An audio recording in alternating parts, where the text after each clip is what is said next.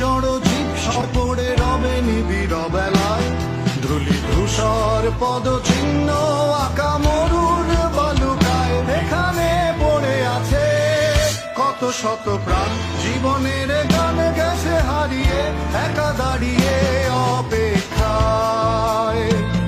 অস্তিত্বের মিছিলে খোলা দেয়ালের ওপারে, রক্ত প্লাবনে তোমার ক্ষীণ হাসি। কত আদরে ভালোবেসেছি তোমার ওই মিষ্টি হাসি, তোমাকেই আজ বেঁধে নিয়েছি আমারও